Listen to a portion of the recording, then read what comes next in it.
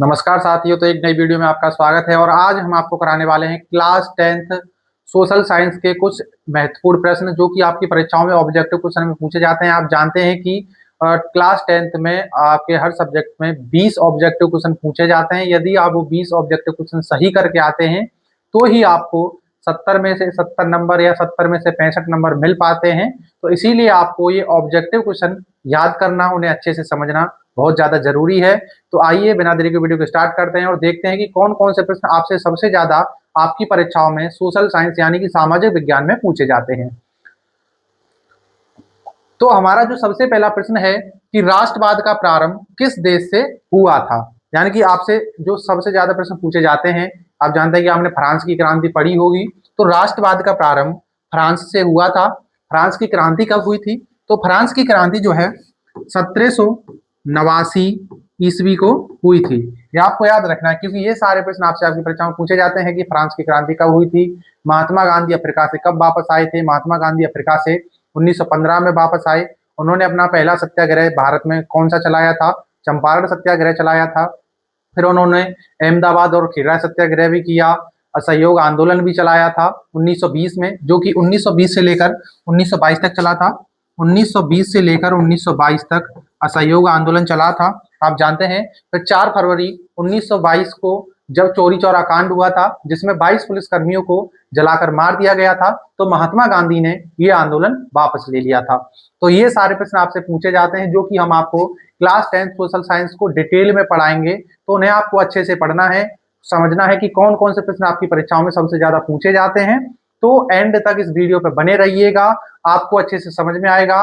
और ये आपकी परीक्षाओं के लिए, आपके अर्धवार्षिक हो, प्री बोर्ड हो या फिर बोर्ड हो, तो आपके तीनों परीक्षाओं में सबसे ज्यादा इंपॉर्टेंट क्वेश्चन है। तो आइए बिना देरी किए चलते हैं और देखते हैं कि कौन कौन से प्रश्न इनमें से आपके ज्यादातर पूछे जाते हैं। तो सबसे पहला प्रश्न आपने सब समझा कि राष्ट्रवाद का प्रारंभ किस देश से हुआ था। फिर आपसे दूसरा प्रश्न पूछा जाता है कि वंदे मातरम गीत के लेखक कौन था या वंदे मातरम गीत के लेखक कौन थे। तो वंदे मातरम गीत के लेखक थे बंकिम चंद्र चटर्जी। तो ये प्रश्न आपसे काफी ज्यादा पूछा जाता है। 2025 बोर्ड एग्जाम में भी पूछा गया, 2024 में भी, 2023 में भी और 2022 एग्जाम में भी ये आपसे काफी ज्यादा पूछा गया है। और आप जानते हैं कि रविंद्रनाथ टैगोर जिन्होंने राष्ट्रीय गान लिखा था जनगण मनगढ़, तो ये भी आपको याद रखना है क्योंकि ये भी आपसे कभी कभी पूछ लिया जाता है।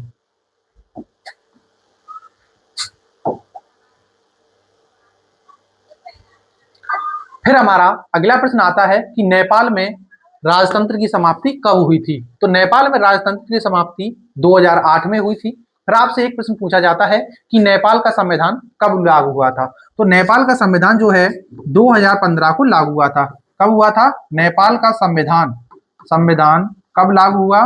2015 में लागू हुआ था। ये प्रश्न भी आपसे कई बार पूछा जाता है, तो ये भी आपको याद रखना है।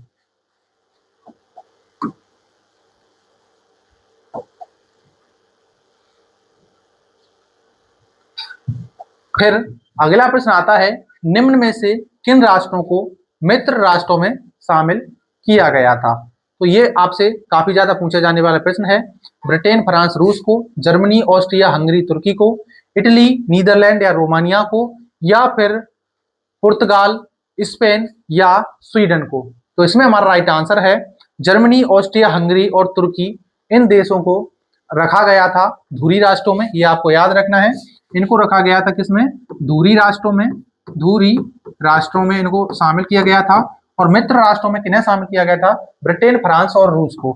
तो इसमें हमारा राइट आंसर है ब्रिटेन फ्रांस और रूस। तो मित्र राष्ट्रों में ब्रिटेन फ्रांस और रूस को रखा गया था। ये भी आपको याद रखना है। इसमें और भी देश थे जिनमें आपका संयुक्त राज्य अमेरिका भी था, ये भी आपको याद रखना है मित्र राष्ट्रों में।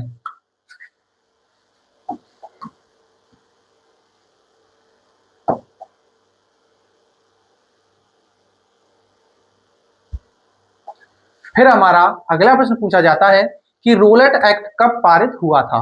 तो रोलेट एक्ट को हम जो है काला कानून के नाम से भी जानते हैं। ये एक ऐसा एक्ट था या एक ऐसा कानून था जिसमें शक के आधार पर लोगों को गिरफ्तार किया जा रहा था। तो ये कब लागू हुआ था या कब पारित हुआ था? तो 1919 में रूलेट एक्ट पारित हुआ था। 1919 में ही एक आंदोलन और चलाया गया था जिसे हम खिलाफत आंदोलन के नाम से भी जानते हैं। खिलाफत खिलाफत आंदोलन, सॉरी, खिलाफत आंदोलन। तो ये भी कब चला गया था? 1919 में ये चला गया था। ये भी आपको याद रखना है। ये दो भाइयों ने चलाया था, एक का नाम था शौकत अली और एक का नाम था मोहम्मद अली। ये आपको याद रखना है क्योंकि ये दोनों भाइयों के नाम हैं और इन्होंने ये जो है खिलाफ ये क्या चलाया था? खिलाफत आंदोलन चलाया था।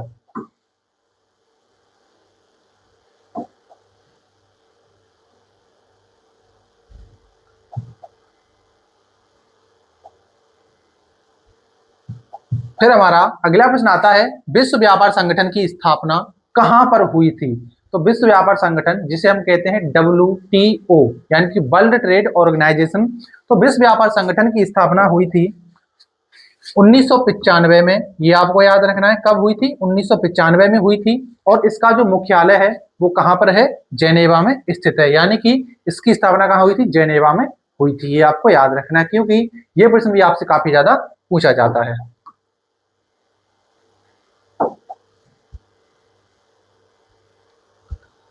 फिर आपका अगला प्रश्न आता है, भारत में पंचायती राज की स्थापना कब हुई थी? 1980 में, 1990 में, 1992 में या फिर 2004 में? तो इसमें हमारा राइट आंसर है ऑप्शन सी, 1992 में पंचायती राज की स्थापना हुई थी। लेकिन इसमें आपको एक बात याद रखनी है कि पंचायती राज की स्थापना जो है 1959 में हुई थी, लेकिन इसको जो दर्जा दिया गया था वो कब दिया गया था? 1992 में दिया गया था। ये आपको याद रखना है क्योंकि ये प्रश्न आपको कंफ्यूज कर सकता है। तो यदि आपको ऐसे ही 1959 नहीं दिया जाता है तो आपको 1992 लगाना है, लेकिन उसमें 1959 दिया हुआ हो तो आपको 1959 जरूर लगाना है। ये आपको याद रखना है क्योंकि एग्जामिनर जो होता है वो आपको कंफ्यूज करने वाले प्रश्न ही ज्यादातर पूछते हैं। फिर अगला प्रश्न आता है, सूचना एवं संचार प्रौद्योगिकी का आर्थिक क्षेत्रक है प्राथमिक, द्वितीयक, तृतीयक या फिर चतुर्थक? तो इसमें हमारा राइट आंसर है ऑप्शन सी, तृतीयक क्षेत्र जो है किसका है? सूचना एवं संचार प्रौद्योगिकी का आर्थिक क्षेत्रक है।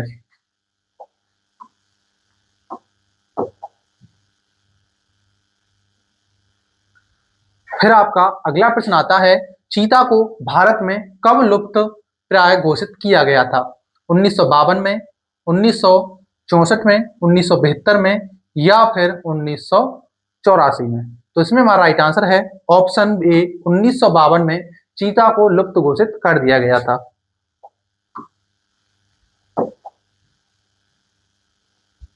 अब हमारा अगला प्रश्न आता है, सलाल बांध किस नदी पर बना है? महानदी पर, चिनाब नदी पर, सतलज नदी पर या फिर कृष्णा नदी पर?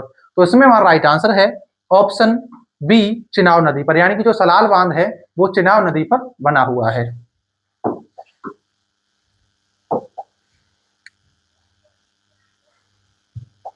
फिर हमारा अगला प्रश्न आता है, निम्नलिखित में कौन सा राज्य बॉक्साइट का प्रमुख उत्पादक है? उड़ीसा, पंजाब, तमिलनाडु या फिर बिहार? तो इसमें हमारा राइट आंसर है ऑप्शन ए, उड़ीसा। तो उड़ीसा में जो है सबसे ज्यादा बॉक्साइट का ये प्रमुख राज्य है और इसी में सबसे ज्यादा इसका उत्पाद होता है।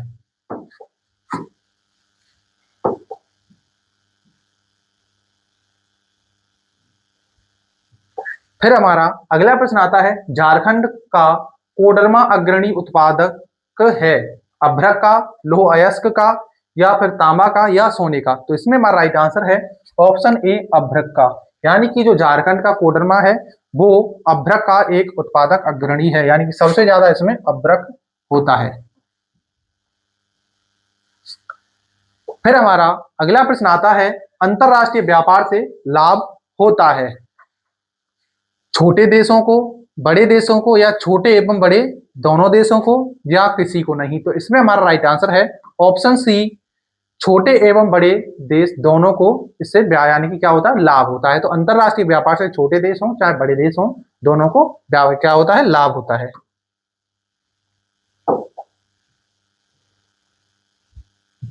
अब हमारा अगला प्रश्न है कि एशिया के उन दो देशों के नाम बताइए जिनमें दो भाषाएं और जातीय समूह में संघर्ष था। श्रीलंका और लेबनान, भारत और चीन, मलेशिया और यमन, पाकिस्तान और ईरान? तो इसमें हमारा राइट आंसर है ऑप्शन ए श्रीलंका और लेबनान में क्या था, दो भाषाई और जातीय समूह में संघर्ष था। तो ये आपको याद रखना है क्योंकि ये प्रश्न आपसे 2024 में और 25 में पूछा गया है।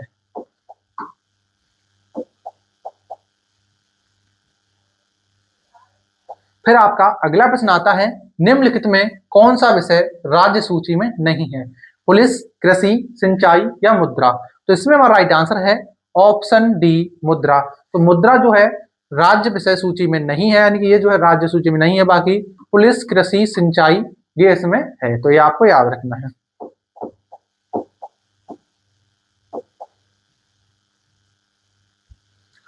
अब हमारा अगला प्रश्न आता है, आर्थिक महामंदी का प्रारंभ किस वर्ष हुआ था, 1919 में, 1920 में, 1929 में या फिर 1934 में। तो इसमें हमारा राइट आंसर है ऑप्शन सी 1934 में। और सबसे पहले आर्थिक मंदी कहां पर आई थी, यूएसए में।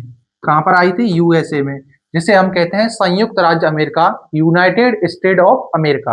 ये आपको याद रखना है। तो सबसे पहले कहां पर आई थी, अमेरिका में आई थी। कब आई थी, 1929 में आई थी, जिसने अमेरिका को सबसे ज्यादा प्रभावित किया था। अब हमारा अगला प्रश्न आता है, निम्न में से कौन सा सार्वजनिक क्षेत्र में नहीं है, रेलवे, डाकघर, सेल या टिस्को। तो इसमें हमारा राइट आंसर है ऑप्शन डी टिस्को। टिस्को जो है सार्वजनिक क्षेत्र में नहीं है। बाकी आप जानते हैं रेलवे को जो है सार्वजनिक क्षेत्र में यूज किया जाता है, डाकघर को भी और सेल को भी। तो ये सभी प्रश्न आपके लिए इंपॉर्टेंट हैं, ये आपको याद रखना है। फिर हमारा अगला प्रश्न आता है, जर्मनी के एकीकरण में मुख्य भूमिका किसकी थी, विलियम प्रथम की, ओटो वॉन बिस्मार्क की, गैरिबाल्डी की या काबूल की। तो इसमें हमारा राइट आंसर है option B Otto von Bismarck की। इसमें सबसे महत्वपूर्ण भूमिका थी। अब आपसे एक प्रश्न है कि जर्मनी का एकीकरण कब पूरा हुआ था, ये आपको कमेंट में जरूर बताना है।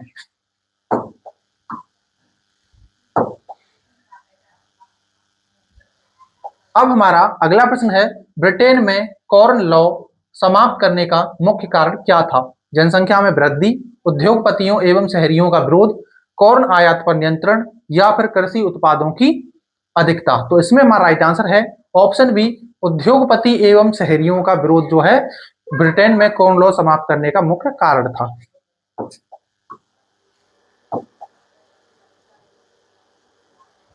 अब हमारा अगला प्रश्न आता है, अंतरराष्ट्रीय मुद्रा कोष की स्थापना कब हुई थी, 1940 में, 1942 में, 1943 में या फिर 1944 में। तो इसमें हमारा राइट आंसर है ऑप्शन डी 1944 में।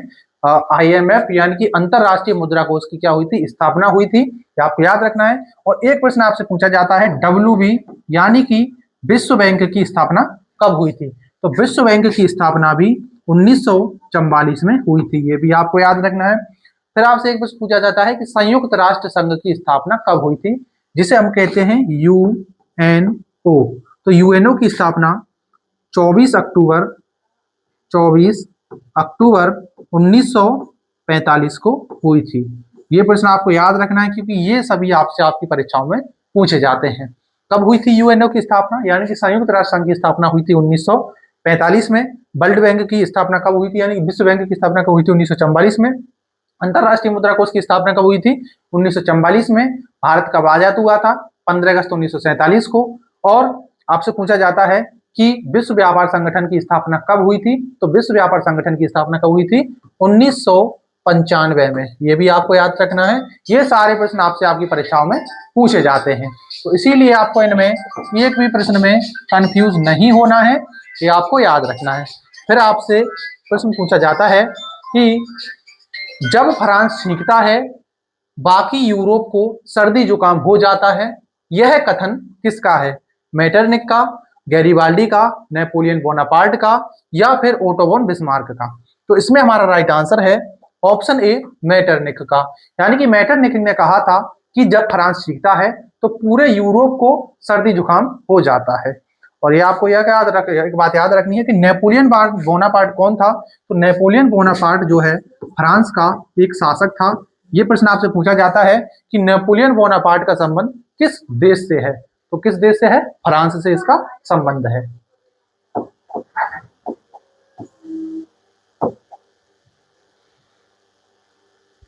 अब हमारा अगला प्रश्न आता है, गुलामगिरी नामक पुस्तक किस प्रकार की समस्या से संबंधित है? तो एक पुस्तक है जिसका नाम है गुलामगिरी, तो ये किस समस्या से संबंधित है? तो ये जो है जाति व्यवस्था से संबंधित एक पुस्तक है। ये आपको याद रखना है क्योंकि ये सारे प्रश्न आपसे आपकी परीक्षाओं में पूछे जाते हैं। फिर आपसे प्रश्न पूछा जाता है कि महिला आरक्षण अधिनियम 2023 में 33% आरक्षण महिलाओं को निम्नलिखित में से किस संस्था को दिया गया था? लोकसभा, विधानसभा, दिल्ली विधानसभा या उपरोक्त सभी? तो इसमें हमारा राइट आंसर है ऑप्शन डी, उपरोक्त सभी। यानी कि ये जो 33% आरक्षण था 2023 में जो महिलाओं को दिया गया था, वो लोकसभा में भी दिया गया, विधानसभा में भी दिया गया और दिल्ली विधानसभा यानी कि केंद्र शासित प्रदेशों में भी ये दिया गया था। तो इसका राइट आंसर है ऑप्शन डी, उपरोक्त सभी में। फिर अगला प्रश्न आता है, भारत में कितने राष्ट्रीय राजनीतिक दल हैं? 4, 5, 6 या 7? तो इसमें हमारा राइट आंसर है ऑप्शन सी, 6। यानी कि 6 इसमें यानी कि क्या है, राष्ट्रीय राजनीतिक दल हैं, जिनमें महत्वपूर्ण आप जानते हैं कि बीजेपी यानी कि भारतीय जनता पार्टी और आईएनसी यानी कि इंडियन नेशनल कांग्रेस यानी कि भारतीय राष्ट्रीय कांग्रेस। फिर आता है आपका बहुजन समाजवादी पार्टी, आपकी एपीपी यानी कि आम आदमी पार्टी। तो ये सभी क्या हैं, ये राजनीतिक दल हैं।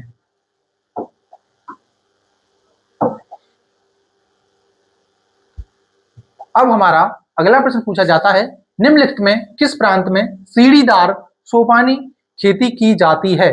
पंजाब में, हरियाणा में, उत्तर प्रदेश में या फिर उत्तराखंड में? तो इसमें हमारा राइट आंसर है ऑप्शन डी, उत्तराखंड में। आप जानते हैं कि हरियाणा और आप जानते हैं हरियाणा है, पंजाब है और उत्तर प्रदेश है, ये तीनों कैसे राज्य हैं? ये ज्यादातर ये मैदानी राज्य हैं। ये आपको याद रखना है, इनमें पहाड़ जो है काफी कम है। तो सबसे ज्यादा जो सीढ़ीदार खेती कहाँ पर की जाती है? पहाड़ी क्षेत्र में की जाती है। तो उत्तराखंड जो है एक पहाड़ी क्षेत्र है, ये आपको याद रखना है। तो कहाँ पर की जाती है सीढ़ीदार खेती, जिसे हम सोपानी खेती के नाम से भी जानते हैं? कहाँ पर की जाती है? उत्तराखंड में की जाती है।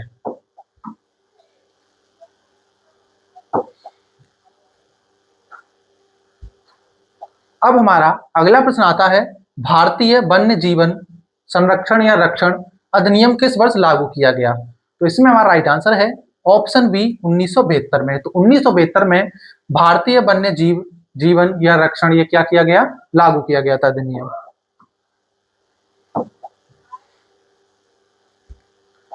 अब हमारा अगला प्रश्न आता है, काली मिट्टी में मुख्य रूप से कौन सी फसलें उगाई जाती हैं? रबर, मक्का, कपास या फिर चावल?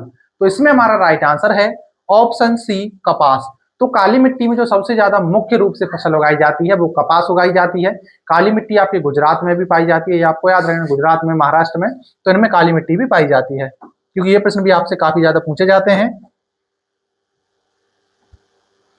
अब हमारा अगला प्रश्न है, निम्नलिखित में से कौन सा राज्य हजीरा, विजयपुर, जगदीशपुर पाइपलाइन से नहीं जुड़ा है? मध्य प्रदेश, गुजरात, महाराष्ट्र या उत्तर प्रदेश?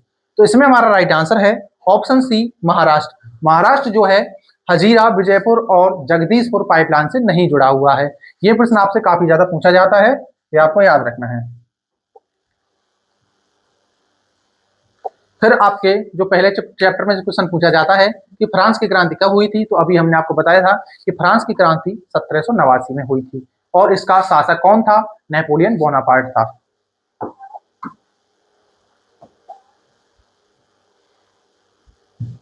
अब हमारा अगला प्रश्न पूछा जाता है, पृथ्वी सम्मेलन का आयोजन कब हुआ था? 1991 में, 1992 में या फिर 1993 में या फिर 1994 में? तो इसमें हमारा राइट आंसर है ऑप्शन बी, 1992 में पृथ्वी सम्मेलन हुआ था। कहां पर हुआ था? ब्राजील की एक जगह है जिसका नाम है रियो डी जेनेरियो। ये आपको याद रखना है क्योंकि ये प्रश्न आपसे काफी ज्यादा पूछा जाता है। तो उम्मीद है कि आपको ये सारे प्रश्न अच्छे से समझ में आए होंगे। अगर आपको समझ में आए हों और आपके दिमाग में अच्छे से छप गए हो तो प्लीज वीडियो को लाइक कर देना। आप इस चैनल पर नए हो तो चैनल को जरूर सब्सक्राइब कर लेना और नेक्स्ट वीडियो आपको किस टॉपिक पर चाहिए जरूर बताएं कमेंट में। तो मिलते हैं अगली वीडियो में, तब तक के लिए जय हिंद, वंदे मातरम।